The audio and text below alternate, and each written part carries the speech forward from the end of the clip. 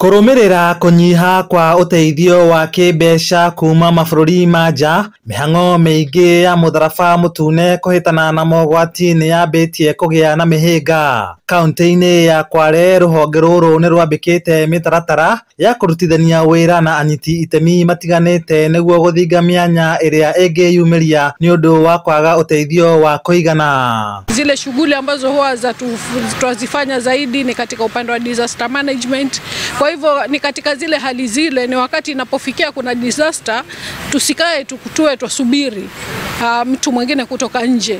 Isipokuwa madhumuni ya hichi kikao kuleta pamoja partners ni kuweza kuangalia ni jinsi gani tuweza tukashirikiana sisi wenyewe ndani kwa ndani. Tuko katika wakati ambapo the donor funding imeshrink, alafu pia major donors wameanza kupull out, na mahitaji ya jamii yetu bado yapo, mafuriko bado yapo, ghasia bado zipo, tukiangalia michezo bado ipo, inahitaji usaidizi wa first aid.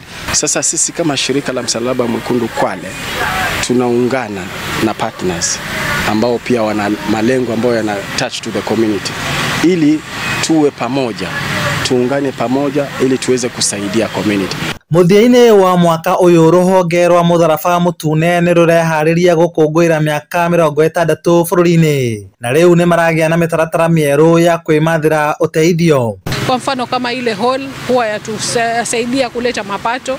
Kwa mfano kama hizi training zetu za first aid zinasaidia kuleta mapato. With the donor funding shrinking, it means the Red Cross are also hit hard and they are not getting any money. So when you register as a life member where you're expected to pay 5,000, you get a chance to partner with Red Cross. Our members ambao tunawa recruit wanatupea pesa, na zile pesa huwa tunazitumia kwa mahitaji ya respond to communities. So hizo ndizo mbinu ambazo huwa tunazitumia na mashirika mengine na wadau wengine, serikali na kila awaye pale ambako anaona umuhimu wa kazi ya Kenya Red Cross. Tuje pamoja. Oho nĩ meharĩirie kũhĩtana na ng'aragu thutha wa riboti kuma kũrĩ rũhonge rwa ũrathi wa rĩera kuonania kwahota kwaga mbura ya kũigana kaunti-inĩ ya Kwale kĩmera gĩkĩ.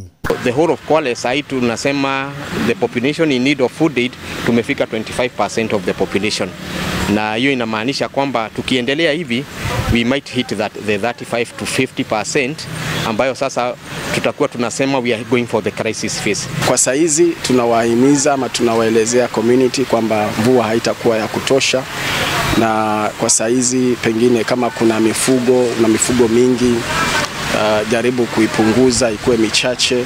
Handũ-inĩ ha Inooro TV de kaunti-inĩ ya Kwale, njĩtagwo Lawrence Ng'ang'a wa Mwangi.